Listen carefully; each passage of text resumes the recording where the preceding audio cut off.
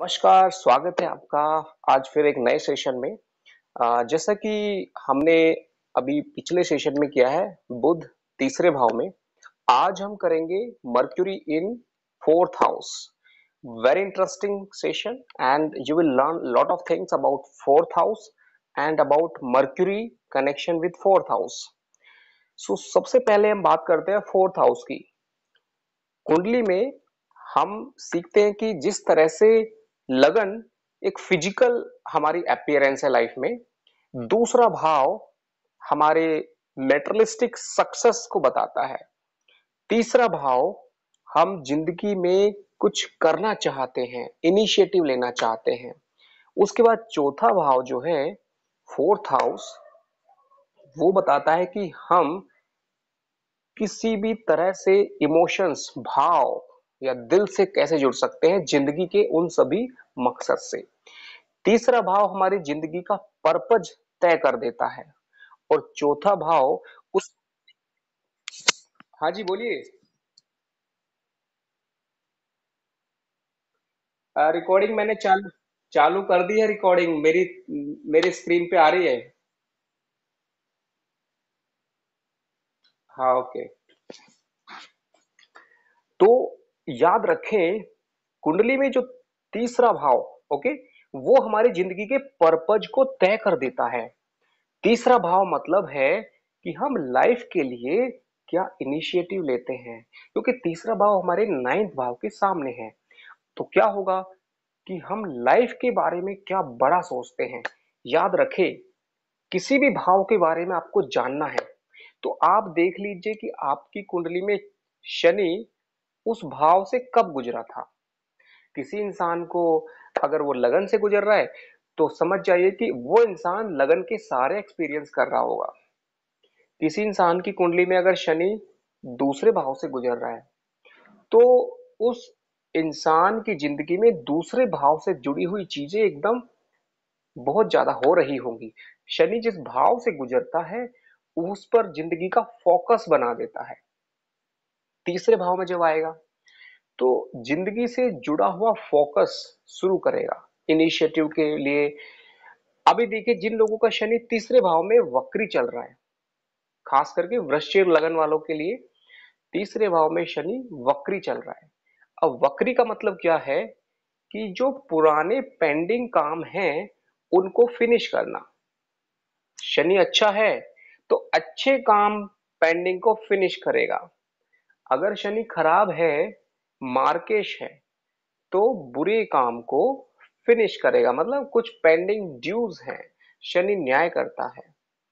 तो अभी जो चौथे भाव की बात है, जब भी शनि चौथे भाव में आएगा तो इंसान सुख से जुड़ी हुई चीजें या रिलेशनशिप से जुड़ी हुई चीजें या फिर जमीन जायदाद प्रॉपर्टी या फिर माता, जितनी भी फोर्थ हाउस से जुड़ी हुई चीजें हैं उन सबको एक्सपीरियंस करना शुरू कर देगा। तो अगर हम बात करें मर्क्यूरी, बुध क्या है, जिस भाव में भी बैठ जाए उस भाव से जुड़े हुए कंफ्यूजन क्रिएट कर देता है, जरूरत से ज्यादा सोचने के लिए मजबूर करता है। और जब ज्यादा सोचेगा तो रास्ते बहुत सारे बन जाते हैं। चौथे भाव से हम रिलेशनशिप को भी देख सकते हैं। अगर फोर्थ हाउस में जितनी भी चीजें हैं वो दिल का मामला है, चौथा भाव दिल का है, तो जितने भी जिंदगी के दिल से जुड़े मामले हैं वो सारे चौथे भाव से देखे जाते हैं। अब यहां पर अगर बुध आ जाए चौथे भाव में तो क्या होगा। बुध का मतलब है जरूरत से ज्यादा सोचना। फोर्थ हाउस में इंसान जरूरत से ज्यादा सोचेगा। अब सोचिए, किसी इंसान का शनि सप्तम में चल रहा हो तो 10वीं दृष्टि से चौथे भाव को देखेगा तो क्या करेगा। सप्तम भाव में अगर शनि किसी भी कारण से गोचर से जब गुजरेगा तो क्या करेगा, आपके दिमाग में और दिल में लगातार कंफ्यूजन बनाएगा लाइफ पार्टनर के लिए, उससे दूर भी कर सकता है इमोशनली। ओके, चौथे भाव में जब भी जाता है तो इमोशनली और फिजिकली भी कर सकता है अगर लग्नेश भी इन्वॉल्व हो जाए। ओके, और फोर्थ हाउस में अगर बुध बैठा हुआ है तो जब जब किसी की कुंडली में चौथे भाव में बुध बैठा हो और शनि की दृष्टि उस पर पड़े, चाहे गोचर से, अगर जन्म की पड़ी हो, तो ऐसा इंसान रिलेशनशिप के मामले में कंफ्यूज रहता है। उसे समझ में नहीं आता कि दिल से क्या काम करे और दिमाग से क्या काम करे, क्योंकि चौथा भाव दिल का है। अब दिल के ऊपर शनि महाराज की दृष्टि आए या ना आए, बट बुध अगर बैठ जाए तो बुध इंसान को कंफ्यूज कर देता है। बुध इंसान को जरूरत से ज्यादा कैलकुलेशन देता है, कंफ्यूजन देता है, आइडियाज देता है, लोगों की राय ज्यादा मिलती है, या खुद भी अननेसेसरी ज्यादा लोगों से राय लेता है। तो क्या होगा, उसकी वजह से वो इंसान कंफ्यूजन क्रिएट करेगा। चौथा भाव गाड़ी का है, व्हीकल। अगर यहाँ पर बुध कमजोर हो, ओके, तो ऐसी कुंडली में चौथे भाव में इंसान गाड़ी भी जल्दी चेंज करता है। चौथा भाव क्या है, वहां पर जो बुध है, बुध क्या फास्ट मूविंग प्लैनेट है। चौथे भाव से जुड़ी हुई चीजें बड़ी फास्ट मूव करेंगी। इंसान ने गाड़ी खरीद ली और चौथे भाव में बुध है, कुछ दिन बाद उसको लगेगा कि ये मजा नहीं आया, कुछ नई गाड़ी, कुछ और ब्रांड चाहिए। सुख, चौथा भाव मतलब सुख, दिल, और वहां पर बुध मतलब बहुत जल्दी फास्ट चेंज होने वाला और कैलकुलेशन वाला। मतलब इंसान इतना दिमाग लगाएगा कि ये रिलेशनशिप में एक उसको अटैचमेंट फील नहीं हो रहा, दिल नहीं लग रहा है उसको, बुध की वजह से कंपेयर फील करेगा। बुध इंसान को कंपेयर फील कराता है। बुध इंसान के मन में हर पल डिफरेंट थॉट लाने की कोशिश करता है। जहां पर समझिए कि चौथा भाव गाड़ी का है और गाड़ी जो है इंसान के पास, उसके मन में उससे सेटिस्फेक्शन ही नहीं होगा। उसके मन में आएगा कि ये वो गाड़ी चाहिए मुझे। तो ऐसे रिलेशनशिप में होगा, ऐसे ही घर के लिए भी होगा।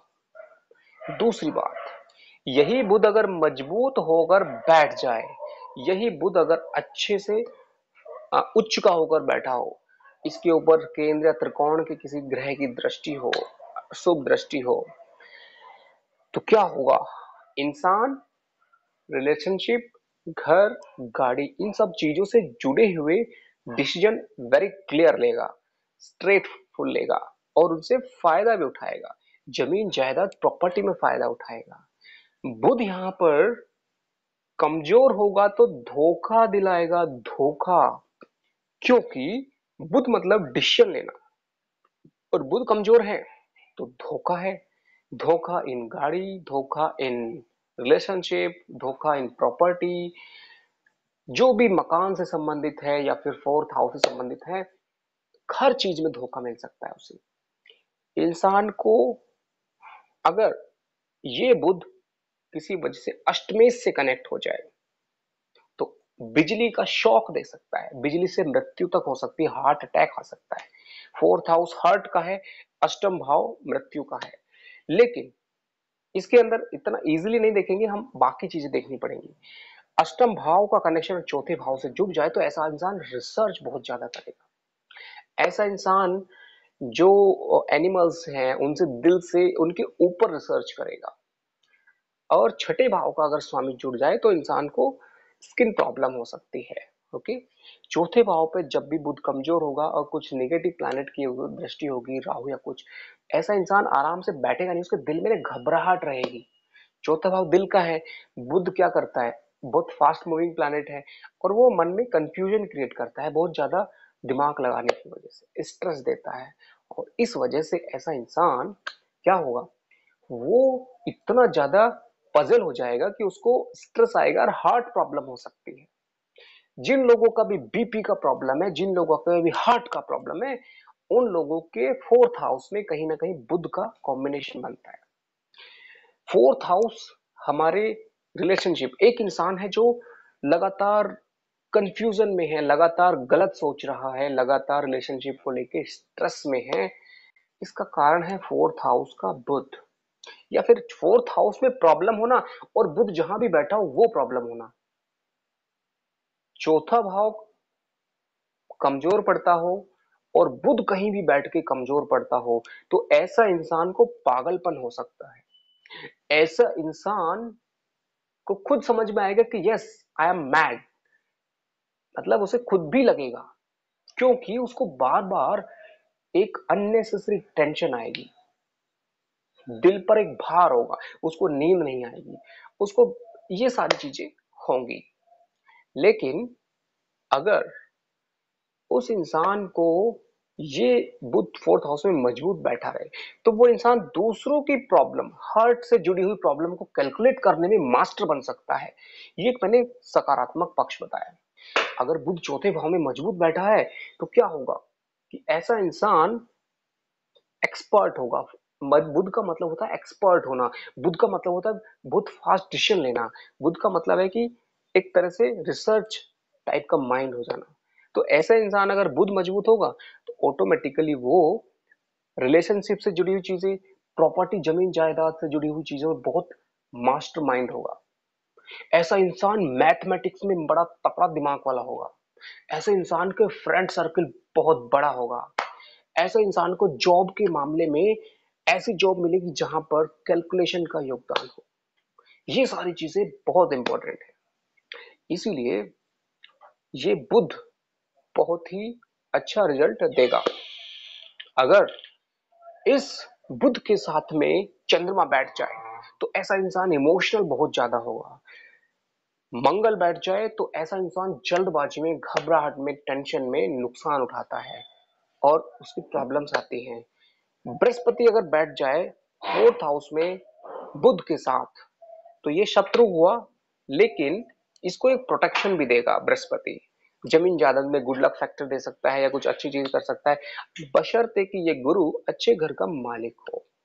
शुक्र अगर बैठ जाए तो ऐसा इंसान रिलेशनशिप को लेके तो कंफर्म ही कंफ्यूजन रहेगा and he will have man relationship and it will create problem, heart problem, emotional problem. इसके अलावा अगर शनि बैठ जाए फोर्थ हाउस में तो शनि इंसान को प्रॉपर्टी में, अगर अच्छा शनि है और अच्छा बुध है तो प्रॉपर्टी में बेनिफिट देगा।